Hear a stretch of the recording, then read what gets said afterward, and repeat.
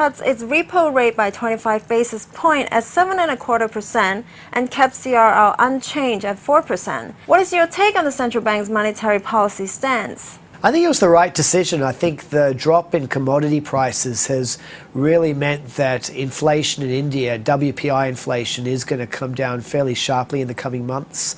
And the current account deficit's also probably going to improve. So I think it was the right decision to cut today.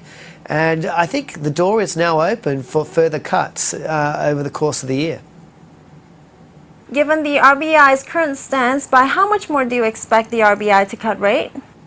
Well, potentially another 50 to 75 basis points. In its macro report yesterday, the Indian central bank mentioned that policy recalibration is possible either way on risks. In your view, is there a case for RBI to actually tighten its monetary policy stance?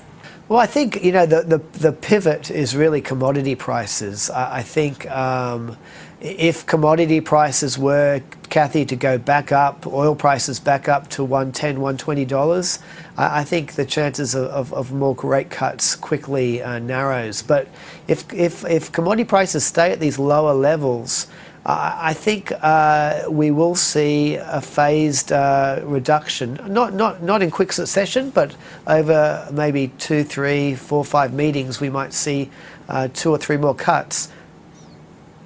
China's economic growth has slowed a little bit, as you said. So what is at stake for Asian economies? Well, I think it's becoming more and more important, China. So if you think about it, people forget just how much China's grown. This year, it's going to be about a $9 trillion US dollar economy. If you go back to 2008, it was $4.5 trillion. So it's literally doubled in the last 5 years. And more and more of its growth is coming internally now, its own domestic consumption. It's not just an assembler anymore that ships its products out to the US and Europe. So a slowdown in China does affect Asia. It affects the big capital exporters to China, such as Japan or Korea.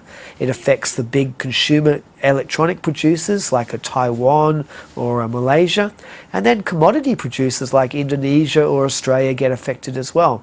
Now, so China right now is probably not as supportive for the rest of Asia as it used to be.